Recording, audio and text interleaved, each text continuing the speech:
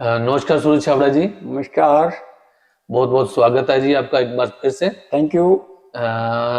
छाबड़ा जी, जिस तरह हमारे आप सुझाव देकर लोगों के मसले हल करते हैं, यस। पता नहीं लोगों की क्वेरी उतनी बढ़ती जा रही है। लोग अपनी समस्याएं आपके साथ ज्यादा से ज्यादा शेयर कर रहे हैं और चाहते हैं कि आप उनके सुझाव भी दें। तो आज की हमारा जो विषय है आज की चर्चा का, वो है बच्चों का पढ़ाई में मन नहीं लगना। माँ बाप की शिकायत है कि वो बच्चों पर पैसे खर्च कर रहे हैं, अंधाधुंध पैसे खर्च कर रहे हैं, बड़े बड़े स्कूलों में एडमिशन दिलवाई हुई है। और काफी आजकल की पढ़ाई कितनी महंगी है आपको पता ही है। लेकिन वो कह रहे हैं कि बच्चों का पढ़ाई में मन नहीं लगता। एक कारण क्या है इसका? देखो, कारण अब इसके लिए एक कारण नहीं है। कारण यह है, जब बच्चा छोटा होता है, जब जन्म के बाद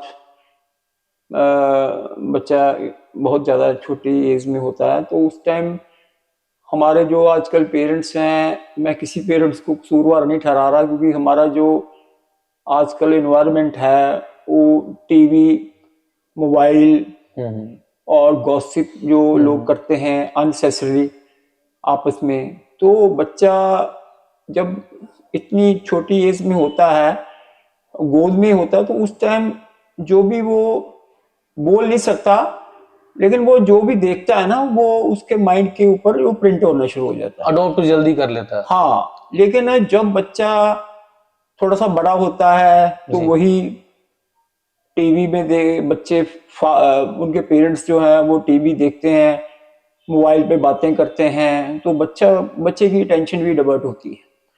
हम कहते हैं बच्चा पढ़ नहीं रहा। बच्चा का जो माइंड है वो पहले ही हमने ऐसी बातों में डाइवर्ट कर दिया है, जैसे पेरेंट्स रात को आते हैं, टीवी देखने शुरू कर देते हैं, फिर मोबाइल में बातें करना शुरू कर देते हैं। बच्चा जो देखेगा उसको उसका माइंड वैसे ही मतलब अडॉप्ट करना शुरू कर देता है। तो ये जो चीजें हैं हमारी बचपन से ही ऐसी पड़ जाती हैं, जिसकी वजह से माइंड उसका इन चीजों में डाइवर्ट हो जाता है। जब पढ़ने का टाइम आता है, तो फिर बच्चा, उसका जो माइंड है वो ऑलरेडी टीवी देख के, पेरेंट्स के साथ बैठ के टीवी देख के, अनसेसरी घर में हस्बैंड वाइफ की आपस में कई बार बनती नहीं है, तो वाइफ की कई बार उनके mother in law father in law से बनती नहीं है, वो घर में कहीं ना कहीं आपस में वो देखता है बच्चा सच चीज। डिस्टर्बेंस होती है। तो बच्चा ऐसे इन्वायरमेंट में रह के उसका जो ध्यान है ना, वो कुछ कह ही नहीं पाता, लेकिन उसका माइंड जो है वो डिस्टर्ब होता है। तो घर का एनवायरनमेंट डिपेंड करता है पेरेंट्स के ऊपर। जब घर का एनवायरनमेंट अच्छा होगा, पेरेंट्स अच्छी तरह रहेंगे, प्यार से रहेंगे, अननेसेसरी जो टीवी देखते हैं लोग शाम को आने के बाद, बच्चा भी उनके साथ बैठ जाता है, क्योंकि बच्चा और कहाँ जाए, तो उससे उसका माइंड भी ऐसी चीजों में एंगेज्ड हो जाता है। उसके बाद उसको जब स्कूल में हम पढ़ने भेजते हैं, तो वही उसके माइंड में बातें घूमती रहती हैं, फिर वो कंसंट्रेट नहीं कर पाता। अच्छा, हमने देखा आजकल बच्चे जो हैं, चाहे छोटा हो या बड़ा हो, मोबाइल्स या गैजेट्स को बड़ी तेजी से यूज करते हैं बच्चे। दिमाग उनका वहां पर चलता है। छोटे छोटे बच्चे मोबाइल पे उंगलियां फेरते मैंने देखे हैं।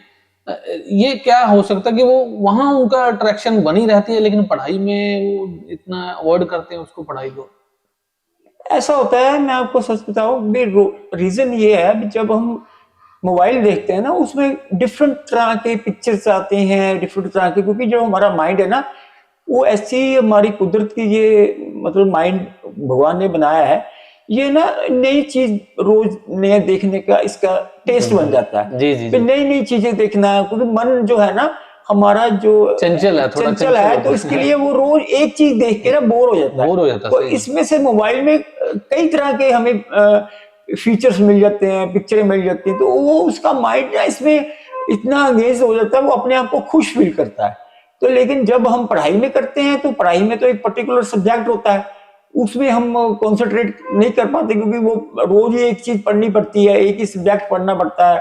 तो उसके लिए वो जो हमारा माइंड है ना, वो उसको इतना ग्रैप नहीं कर पाता। तो इसलिए जो जो मोबाइल की जो प्रैक्टिस है ना, पहले तो पेरेंट्स को बंद करनी पड़ेगी, क्योंकि जब काम के पेरेंट्स काम में जाए वो उसको यूज करें, वो तो कोई हर्ज नहीं है, लेकिन घर आके भी वो मोबाइल से बातें करते रहेंगे तो बच्चा भी तो सुनेगा ना, देखेगा। तो हम अल्टीमेटली बच्चों को कसूरवार नहीं ठहरा सकते। अच्छा, इसमें सोसाइटी का कहाँ तक योगदान है? बच्चे सोसाइटी में गली में खेलते हैं, ऐसे बच्चों में उनसे भी कुछ ना कुछ बच्चा वैसे ही करता है। देखो, बच्चा सोसाइटी में क्यों खेलता है? क्योंकि वो घर में उसको पेरेंट्स टाइम नहीं देंगे।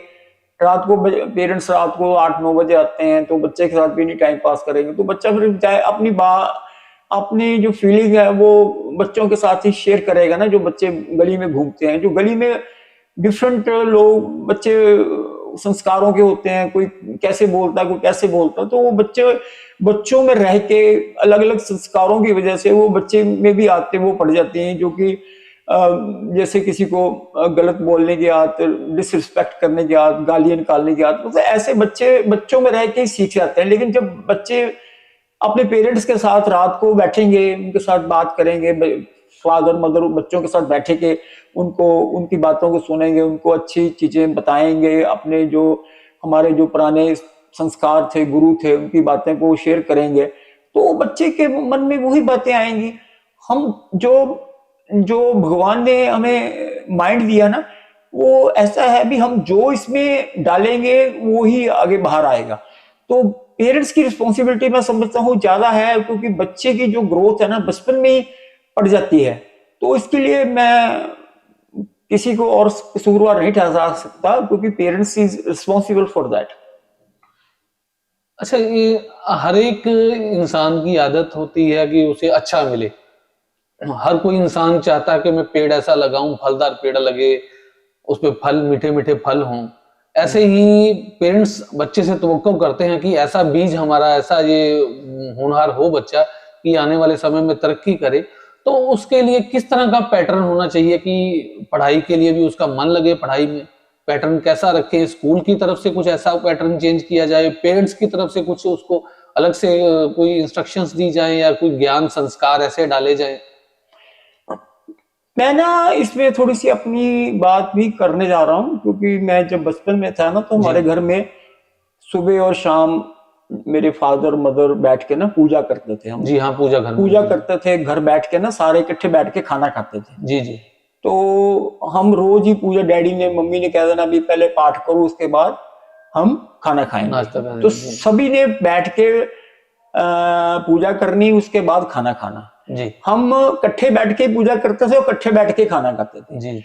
तो जब हम अपनी बातों को मदर फादर के साथ बात करते थे तो वो सुनते थे, खाना खाने के टाइम पे भी, पाठ करने के टाइम पे भी। तो वो हमारी जो भी बातें थी ना, वो पेरेंट्स से सुनने की वजह से जो हमारी फीलिंग थी वो शेयर हो जाती थी। जी जी जी। लेकिन आजकल पेरेंट्स हैं, वो बाहर से आते हैं थके हुए, फिर वो टीवी लगा लेते हैं, फिर टीवी लगा के फिर वो अपना टाइम पास करते हैं, फिर हस्बैंड वाइफ के साथ आपस में आर्गूमेंट में पड़ जाते हैं, फिर वो उसकी टेंशन डिवर्ट हो जाती है। पहले तो हमें अपना घर का माहौल ठीक करना पड़ेगा। नहीं, जैसे हमारे पुराने बुजुर्ग हुआ करते थे, तो हमारे दादा दादी कुछ ऐसी कहानियां सुनाया करते थे पुरानी, जो कि सच्चाई के ऊपर, रामायण के ऊपर, गीता के ऊपर बनी हुई होती थी, जिसके से लोगों को, बच्चों को अच्छा ज्ञान मिलता था। लेकिन आजकल कोई सुनाने वाला ही नहीं शायद रहा कोई, या कोई बच्चे सुनना नहीं चाहते, कुछ ऐसा है। आजकल टीवी में, यूट्यूब में काफी प्रवचन देते हैं लोग,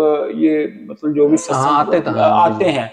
लेकिन ना एक चीज और मैं कहना चाहता हूँ कि बच्चों को ना, जो भी कोई भी जिस भी धर्म से बिलोंग करता है, तो उस धर्म के अकॉर्डिंगली उसको धार्मिक स्थान पे ले जाना भी बहुत जरूरी है। जी हाँ, जी, क्योंकि जब जैसे फॉर एग्जाम्पल मैं किसी को ये नहीं कहता भी मंदिर जाओ, या गुरुद्वारे जाओ, या मस्जिद जाओ, या चर्च जाओ, कहीं भी जा सकते हैं जिसमें उसकी आस्था हो, जा यहाँ भी जा सकते हैं। क्योंकि वहां पे ना क्या होता है, सुबह उठ के हम जाएंगे ना मंदिर वगैरह या गुरुद्वारे, जहां भी ठीक लगता है आपको, तो वहां पे एक पॉजिटिव इन्वायरमेंट होता है। जी हाँ, ओरा कहें उसका, ओरा पॉजिटिव होता है। क्योंकि जो हमारा घर का एनवायरनमेंट होता है, बाहर का एनवायरनमेंट है, वो ड्यू टू अवर काम की वजह से, हमारे संस्कार की वजह से नेगेटिव होता है, एनर्जी वैसी होती है। तो बच्चों को जब हम पॉजिटिव ऑरा में ले जाएंगे, कुछ देर के लिए बैठाएंगे वहां पे जी जी धार्मिक स्थान पे, तो उसका जो माइंड भी ना स्टेबल हो जाएगा। स्टेबल मतलब शांत हो जाएगा, जी शांत जी होगा तो उसकी जो माइंड की वहाँ कंसंट्रेशन है वो ठीक रहेगी, वहां से मतलब एक पॉजिटिव ऊर्जा लेके पॉजिटिव आएगा। ऊर्जा मिलेगी। तो इसी वजह से मैं बच्चों को की पढ़ाई के लिए मैं ये पेरेंट्स से रिक्वेस्ट करता हूँ कि पेरेंट्स को भी थोड़ा देर के लिए बच्चों को अपने कहीं धार्मिक स्थान पे जरूर ले जाना जी जी चाहिए। एक कुछ चीज और मैं कहना चाहता हूँ, जैसे फॉर एग्जांपल हम गणेश जी की पूजा करते हैं। जी जी गणेश जी हमारे बुद्धि के कारक हैं। अच्छा अच्छा जो जी हाँ, जी ये गणेश जी के हमारी बुद्धि के कारक है, और यहाँ पे ये हमारा बुद्धि का द्वार है, जो आज्ञा चक्कर जिससे आज्ञा चक्कर आज्ञा है। चक्कर यहाँ पे जब हम गणेश जी को याद करते हैं जी। तो ये हमारा बुद्धि का द्वार खुल जाता है, ये हमारी बुद्धि का एंट्रेंस है। अच्छा, बहुत से लोग जैसे यहाँ तिलक लगाते हैं तो वो भी इसका भी कारण यही है कि हाँ आज्ञा हाँ, चक्कर तिलक लगाते हैं क्योंकि ये हमारी कंसंट्रेशन हमारी बुद्धि की एंट्रेंस जहाँ है। जी ये एंट्रेंस मतलब ये नहीं है, क्योंकि जब हम गणेश जी को याद करते हैं तो हमारी जो यहाँ पे आज्ञा चक्कर ना एक्टिवेट हो जाता है। जी जी ये एक्टिवेट होने से क्या होता है कि हमारी कंसंट्रेशन भी ठीक हो जाती है, हम वही विचार अपने अंदर ले पाते हैं जो हमारे लिए बेनिफिशियल होते हैं। बहुत बढ़िया जी, क्योंकि ये एक्टिव करने के लिए हमें गणेश जी को याद करना पड़ेगा। जैसे हम मंदिर जाते हैं तो जी, जी। गणेश जी की मूर्ति के सामने जी ओम गणेशाय नमः का मंत्र याद करेंगे। ओम तो गणेशाय नमः ओम गणेशाय गणेशाय नमः का नमः। मंत्र याद करेंगे जी तो ये हमारा आज्ञा चक्कर एक्टिवेट हो जाएगा। जी तो इससे यदि पेरेंट्स अपने बच्चों के लिए करना चाहते हैं तो बच्चों की फोटो रख के उसके सामने ये गणेश जी का मंत्र बोलेंगे ओम गणेशाय नमः, तो बच्चे की भी जो आज्ञा चक्र है वो भी एक्टिवेट। बच्चा तो नहीं बोल सकता, लेकिन हम बच्चे की फोटो रख के उसके सामने हम पेरेंट्स ये मंत्र बोलेंगे। और जो मैं एक्सपीरियंस करता हूँ, क्योंकि मेरी बेटी भी एमबीबीएस कर रही है, तो इसी वजह से मैं भी इस मामले में पहले भी एक्सपीरियंस कर चुका हूं। और मैं पेरेंट्स से रिक्वेस्ट करता हूं, यदि बच्चे नहीं कर सकते, ये मंत्र नहीं बोल सकते, छोटे हैं, तो पेरेंट्स को बच्चे की फोटो के सामने रख के ये मंत्र बोलना चाहिए, उसका आज्ञा चक्कर एक्टिव हो जाएगा। ओम गणेशाय नमः। और बस सिंपल सी बात है, ओम गणेशाय नमः।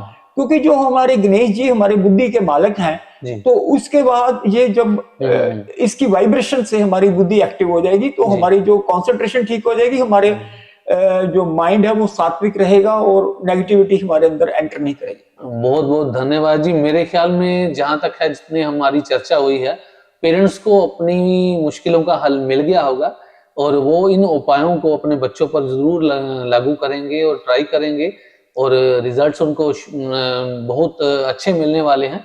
तो उसके लिए सूरज छाबड़ा जी एक बार फिर से मैं देखो, मैं अब आपको कह रहा हूँ जी जी कि गणेश जी को याद करो। हाँ जी, पर गणेश जी को याद करके गणेश जी की मूर्ति के आगे आपने कंसंट्रेशन से उनको याद करना है जी। ये एक दो दिन में नहीं होगा। जी जी, यदि आपको अभी आज किया तो आज ही एक्टिव हो जाएगा, क्योंकि बहुत पुरानी चीज जिसमें हमें बहुत पुरानी जैसे कोई चीज जग लगा जाता है तो उसको उतारने के लिए टाइम लगता है। इसको रोज प्रैक्टिस करोगे तो ये एक दिन आपको रियलाइज होगा, ऑटोमेटिकली होना शुरू हो जाएगा, ऑटोमेटिकली हो जाएगा और आपके बच्चे की कंसंट्रेशन भी बढ़ेगी। एक और मैं रिक्वेस्ट करना चाहता हूँ, मोबाइल और टीवी बच्चों के सामने बातें नहीं करनी और घर में नहीं लड़ना।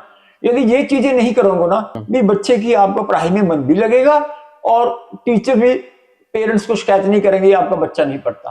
एक उसको छोटी छोटी गेम की एक्टिविटी में इन्वॉल्व जरूर करना चाहिए, स्पोर्ट्स, क्योंकि कुछ ना कुछ एक्टिविटी, चाहे बच्चा छोटा है 5-6 साल का है उस हिसाब से, क्योंकि जब हम बच्चे को किसी न किसी गेम में इन्वॉल्व करते हैं ना, तो उसका जो एनर्जी लेवल है ना वो पॉजिटिव तरीके से डिवर्ट होगा। बिल्कुल सही। क्योंकि जब हम मोबाइल टीवी दिखाएंगे तो वो तो फिर वो चीजें देखेगा तो नेगेटिविटी, तो टीवी में सब कुछ नेगेटिव ही है। जी जी। कुछ कभी कुछ आ रहा है, कभी कुछ आ रहा है, तो वहां पे हम यदि ये सोचे भी हमारे बच्चे नहीं पढ़ रहे तो बच्चे के लिए तो ऐसा एनवायरनमेंट बनाना भी जरूरी है। तो उसको थोड़ी सी गेम और घर में टीवी और मोबाइल बच्चों के सामने ज्यादा नहीं देखना, वो चीजें देखो जो जरूरी है, otherwise stop and spend time maximum with the children.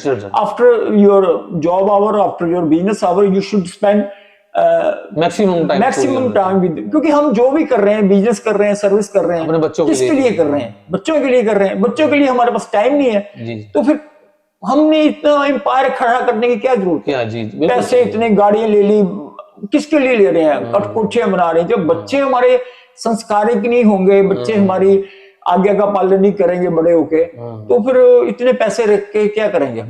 तो मैं ये रिक्वेस्ट करता हूँ कि हमारा जो देश का जो भविष्य है हम बच्चों के ऊपर है, क्योंकि इन्होंने आगे आने वाली जनरेशन के ऊपर है, तो हमारी रिस्पॉन्सिबिलिटी, सरकार की रिस्पॉन्सिबिलिटी तो बाद में है, लेकिन हमारे पेरेंट्स की रिस्पॉन्सिबिलिटी पहले है। और तभी हम भारत को एक विश्व गुरु बना सकते हैं यदि हमारे बच्चे में अच्छे संस्कार होंगे। बिल्कुल सही। हमारे दोस्तों, हमारे मित्रों और हमारे जो शुभ चिंतक हैं, जो उन्हें मैसेज मिल गया होगा और कोशिश करते हैं कि वो जरूर अपने बच्चों पर इसको अप्लाई करेंगे।